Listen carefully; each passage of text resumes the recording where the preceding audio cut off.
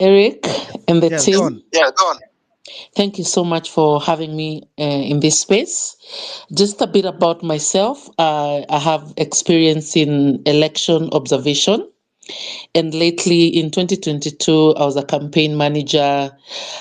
I worked with Azimio, worked with in the side of Mount Kenya with Jubilee Party, and I did a lot of work in these elections, and I have a lot to talk about elections in Kenya because it's something I'm into, and I'm also into governance and public administration as a career. So I know you wanted me to talk about elections. I just go through it like real quick about what exactly happens in our Kenyan election.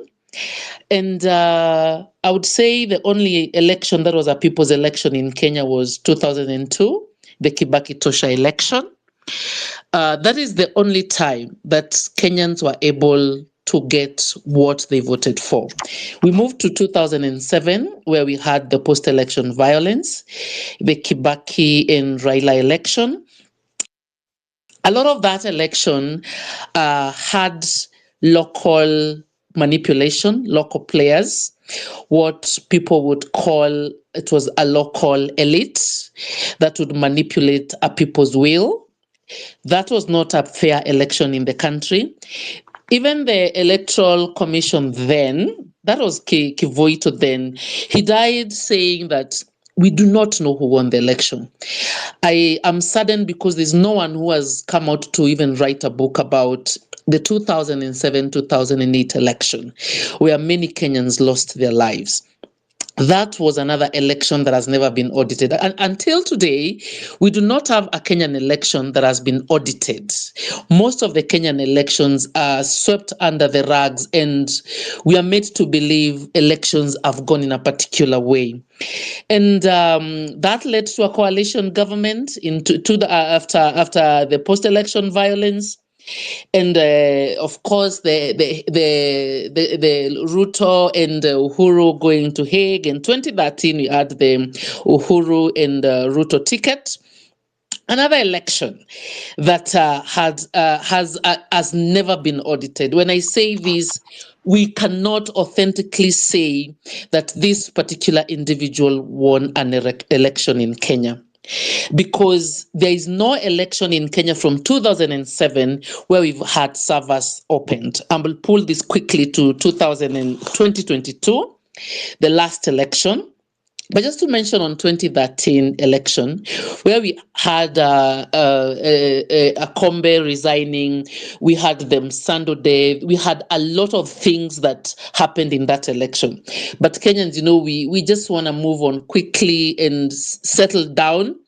But all in these elections, it's not a people's election. In 2013, coming down, our elections have been manipulated externally in a big way. Manipulated, it's a long process. It starts from the funding of IEBC. It starts from monitoring the country a couple of years before the election.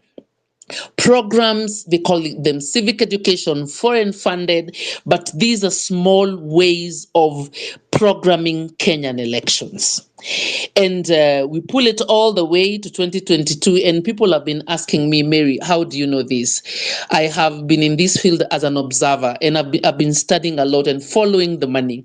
Most of the money that comes to IEBC from the development partners, UNDP, it's money that is meant to sway the directions of these Kenyan elections.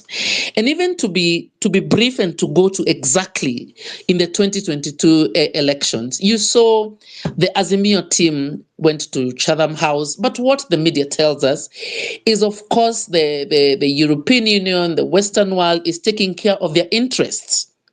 But that's not what happens. That's where they're doing an interview of who is going to be the president of what country. And now speaking about Kenya. And they qualify these people on how easily they can manipulate them and buy them in their history. And unfortunately, the Azimio team has not been very lucky in being the anointed people. So these are the team which is easily manipulated, which can carry an agenda. The Western agenda in Kenya was anointed for this election. So Elections in Kenya start from the very end. They know who they want. They start working backwards. And the media plays a big role in this. Propaganda plays a big role in this because narratives are set and then we work backwards to the people. One of the elections, these 2022 elections, and I don't know if one day we will ever be able to audit a Kenyan election, because what we get as leadership in this country is not what Kenyans elected. And I will shock you by telling you, high-level campaign secretariats know where the government is headed to. You must have had, like I come from Mount Kenya. In Mount Kenya, we used Jubilee Party. And members of parliament that are vying, utasikia wakisema serikali inaenda pande gani.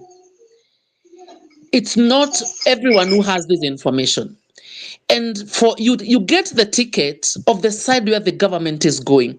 Usually it is not who is popular, it is who has been anointed to be the leader. That's why everyone was scampering for a UDA ticket. All the Jubilee people, they just jumped to this other side and got tickets, actually bought tickets. They just buy these tickets to secure getting another term in parliament. And what I would say, if you study the Cherera for what they were talking about, the results of 2022. But because the country is highly charged, people don't listen to the details. But for example, Kiambu County had an excess of 500,000 votes on one candidate. But people say, you know, these things are very small. They're not going to sway an entire election. Let's not look at them. But those things could sway a whole election.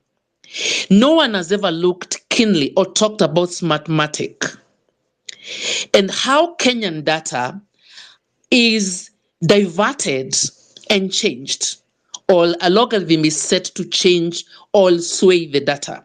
That is what happens on Kenyan election. This is not local. This is not something done locally. It is an international manipulation of a Kenyan election. Someone needs to write a document about how we've lost our sovereignty. That's why when our president was sworn into office, he has done everything that's a foreign policy. It's not a Kenyan policy. In the Kibaki administration, we had public participation about GMO. Documents sit in parliament. But what did Ruto do? Immediately he came in, he lifted the ban on GMO. No public participation, nothing discussed in parliament, and GMO was allowed in Kenya. Every single loan that is coming to Kenya right now through IMF and World Bank has a social economic agenda attached to it. We give you this loan, you pass this bill, you pass this bill. That's why right now the agriculture bill has been passed. That's why right now it's a criminal activity to carry out agricultural activities unless you have a diploma in agriculture. Otherwise, you face a jail term or a bail. If anyone is willing, lawyers listening to this, please audit every single bill that has been passed in the Kenyan parliament. It's a foreign agenda. It's not a Kenyan agenda. Social economic structures, like on the 24th of July, there is a case, there are Kenyans agriculturists who have come together who are suing because it's now criminal to share seeds in Kenya. These are legislations that have gone through the parliament.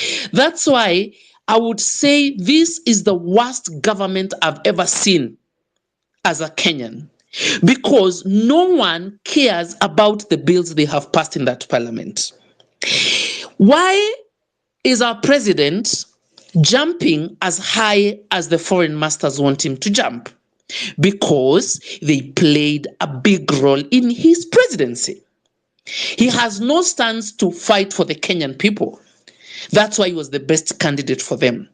And if anyone feels like my sentiments are not true. Tell me one single thing he has done that is good for the Kenyan people. Even this finance bill is all a social economic structure attached to IMF funding. When you study all these things that have happened in this country, you realize the foreign hand in the Kenyan democracy, it is so huge. And I will shock you when I tell you, even on the opposition side, high level, they always know where the presidency is going. I will shock you to tell you, even Raila knew, let me do this thing to maintain my backyard, to maintain the control of half of the country. He has a big following. To control Azimio, to have a big number members of parliament in parliament. But he knew he's not going to ascend to presidency because he sort of lost the willingness to keep fighting, because it's a big monster to fight. When the election is done, he'll quickly be meeting the ambassadors. He'll quickly be meeting the EU commissioners, because the players that be have to manipulate both sides. That's why even now, his AU seat is really attached to these foreign bodies. They just want to balance an equilibrium in Kenya, because we are the products in the market. We are the slaves. They're squeezing every little life out of us as they manipulate a sitting government and manipulate an opposition. And as we sit here, discussions are underway of building a government of sort of national unity. I don't know if they're going to call it coalition. And they think that is going to quell the cry of Kenyans right now. They just want a working situation to continue pushing their social economic agendas, which are not Kenyan, which are not for the good of any Kenyan. And you will see they are going to have cabinet positions next week or next week, and you will see what these people are doing. They are working together. If they were not working together, none of these players is coming out clearly and listening to what Kenyans are saying. Because what Kenyans are saying, this government is not fighting for us.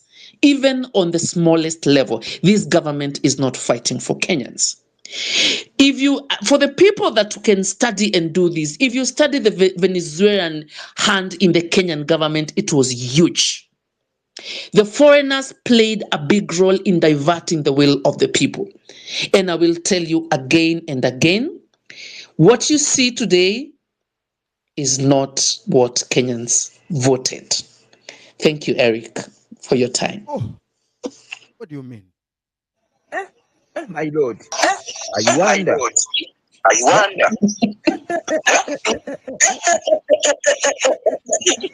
I wonder.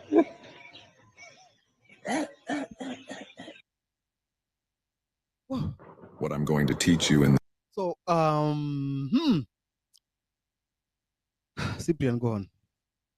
I can't.